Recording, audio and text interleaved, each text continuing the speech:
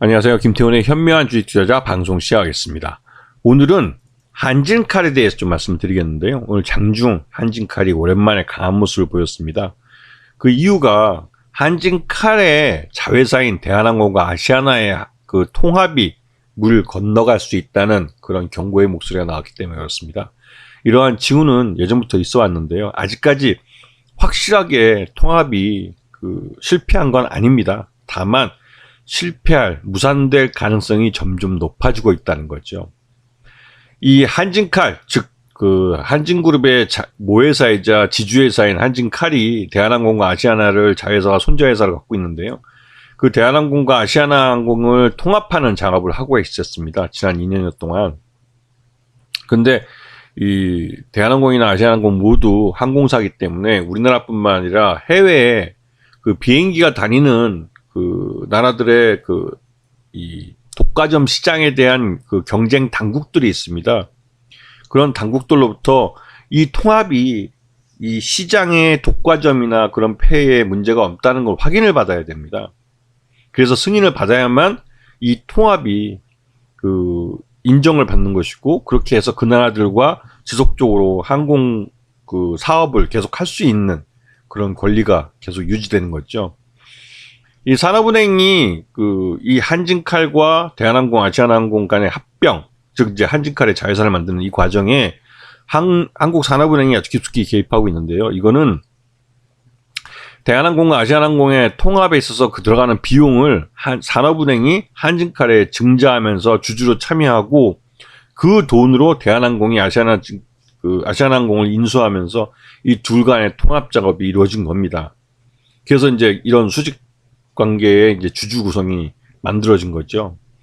그런데 이후에 여러 가지 이제 일들이 발생하긴 했는데, 최근 들어서 한 2년 동안 코로나 때문에 굉장히 항공사들이 어려웠다가 최근 들어서 다시금 이제 항공 산업이 다시 부흥하고 있는 그런 상황이기 때문에 대한항공이나 아시아나항공 모두 실적들이 좋아지고 있는 때입니다.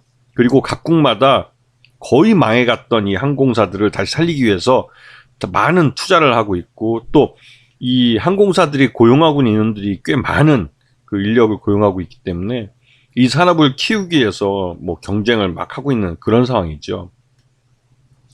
자, 아시아나항공의 M&A 구조를 보시게 되면 아까 잠깐 말씀드렸지만 산업은행이 이 한진칼에 10.66%의 지분을 사주면서 유상지에 참여해서 돈을 넣어주고, 그 돈을 갖고 대한항공의 유상지에 참여해서 한진칼이 대한항공에 대한 확실한 지배력을 가져가면서, 또한 대한항공은 또 그 돈으로 아시아나항공을 인수하면서 아시아나항공을 통해서 이 에어부산이나 에어서울 같은 자회사를 또 가져오는 그런 구조를 갖고 있습니다. 그래서 전체적으로 한진칼 밑에 대한항공과 아시아나항공, 그 밑에 진에어와 에어부산, 에어서울 같은 저비용 항공사들이 있는 구조가 완성이 되는 거죠.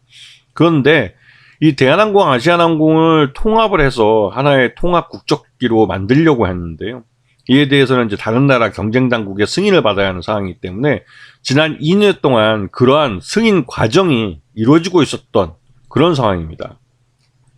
자, 지금 현재 아시아나항공을 인수한 것을 대한항공이 결정하고 나서 그 이후에 기업 결합 신고서를 제출하고, 또 이 대한항공이 아시아나항공을 인수해서 통합법인이 만들어진다는 걸 다른 경쟁 국가들한테 EU나 미국, 또 중국, 일본, 이런 터키나 태국, 대만, 그러니까 대한항공과 아시아나항공이 중복으로 취항하고 있는 나라들은 모두 이제 알렸고, 이에 따른 승인 작업을 이제 하고 있었고, 이 터키와 태국, 대만, 베트남은 승인했고요. 또 중국도 얼마 전에 했습니다. 그리고 우리나라 공정거래위원회도 조건부로 승인을 해준 상황이고요.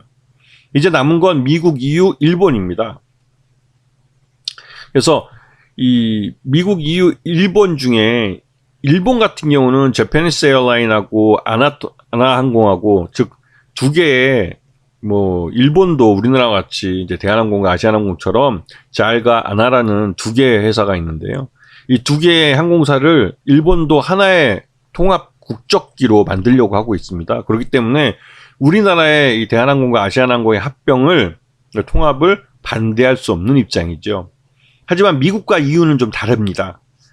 특히 이 미국은 미 법무부가 나서서 이 대한항공과 아시아나항공이 태평양 노선에서 거의 1위를 하고 있는 통합사가 될 텐데, 그렇게 될 경우에는 자연스럽게 이 태평양 노선에 대한 항공료가 상승할 수 있다는 이유만으로 여기에 대해서 소송을 걸려고 하고 있습니다.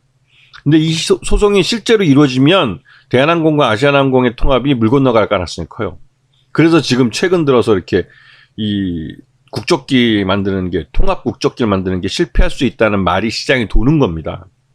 근데 여기에 대해서 그 대한항공에서는 적극적으로 이제 미 법무부에다가 이제 로비를 하면서 설명을 하고 있는데요.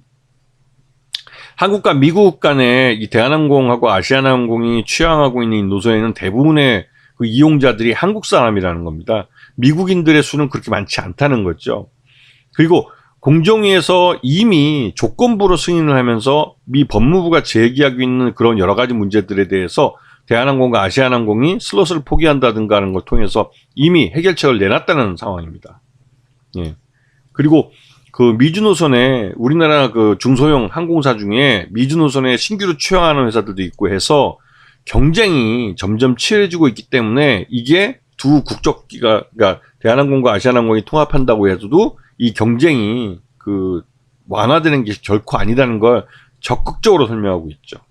하지만 미국 법무부가 지금 시점에서 이렇게 나오는 건 미국의 항공사들이 대한항공과 아시아나항공이 통합했을 때 그 경쟁력이 미국 항공사들이 우리나라 통합 국적기보다 떨어진다고 생각하기 때문에 일부러 그러는 겁니다. 자기네 항공사들을 위해서. 자, 한진칼의 실적을 보면 작년 1분기와 비교했을 때 확실히 좋아지는 게 보입니다. 지금 시장 자체가, 이 항공업 자체가 살아나고 있기 때문에 이런 현상이 나타나는 거죠. 그래서 이러한 실적이 계속 붐업이 되는데 대한항공과 아시아나항공이 통합을 할 경우에는 더더욱 그 중복으로 들어가는 비용이 줄기 때문에 더더욱 실적이 좋아질 가능성이 큰 거죠.